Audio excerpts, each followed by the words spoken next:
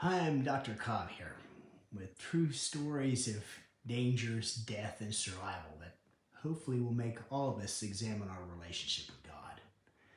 If you like what we're doing here, please hit the subscribe button and tell your friends. It helps us do what we want to do. Today's true story was set in Yosemite National Park. Yosemite is an incredible natural wonder located in California. Maybe you've heard of it. Tucked into the mountains of California, Yosemite National Park is renowned for its granite cliffs and high waterfalls. Half Dome and El Capitan are two of the formations maybe you've heard of. They were made famous by photographer Ansel Adams. A year-round destination, Yosemite allows access to high elevation hiking in the summer due to the melted snow.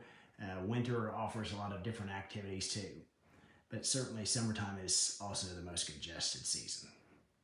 Yosemite can also be very, very dangerous, as you'll hear today, especially for the unprepared, uninformed, or unfortunate.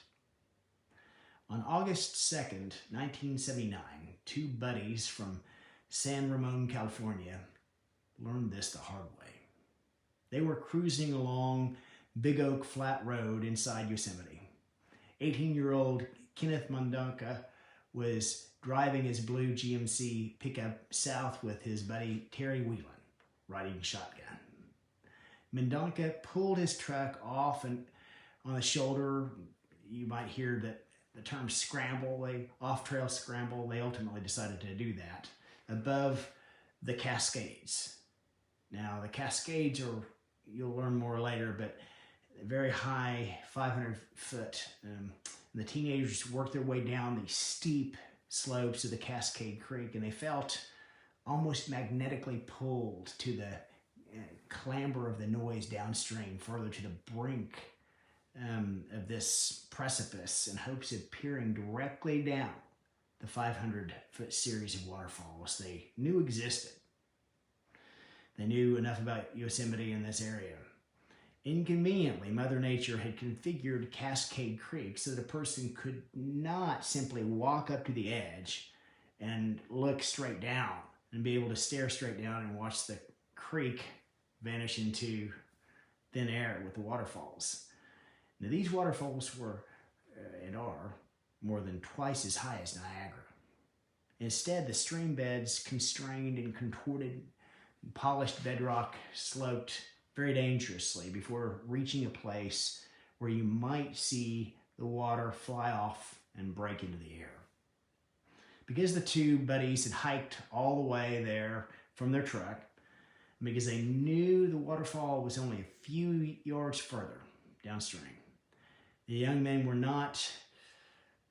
they didn't want to abandon their quest. But because the rock now seemed terrifyingly treacherous to a person merely walking, they resorted to taking off their shoes and sort of crawling down this steep granite. Actually, they were not so much really crawling as they were crab dash walking. And this is how that worked. On their palms and feet, with their butts down, their technique worked like this. You sit on your butt, then you move your hands and feet a foot or so to your side, then you support your weight on your hands and feet, and you inch your butt up and swing your body over sideways. How long those two did that for this distance to try to work their way down, we don't know. But Mendonca and Whelan, they screwed sideways and just tried to stay with a grip on this polished, sloping rock. Inch by careful inch, the two crept closer to that enticing view. The roar of the Cascades grew louder. I'm sure they could just hear it and imagine it. Whelan would later explain that his friend abruptly lost friction and his hands on the polished rock. He had been slipping and sliding down the sloping smooth granite toward the falls, but at first Mendonca slid slowly on his rear end, slowly enough that stopping still seemed possible. Even so, try as he might, he could not stop his sliding on this slick granite. When he hit the margin of moist algae, often a thin, nearly invisible slime as slick as grease, he accelerated. Now hopelessly unable to stop himself, the 18-year-old slid off the brink of the waterfall and plunged 200 feet down into the next rocky amphitheater. Whelan, his buddy, to his credit, continued inching closer to the edge in hopes of helping Mendonca, but after spending 10 terrifying minutes cautiously scanning from above, he never saw anything, even so much as a glimpse of his buddy. The search and rescue team eventually found that Mendonca had died on impact. He had then sunk 3 feet into a waterfall-filled hole in the bedrock. Although that was a horrible misadventure for these two young men, it might seem unusual, highly unusual, but it's really not.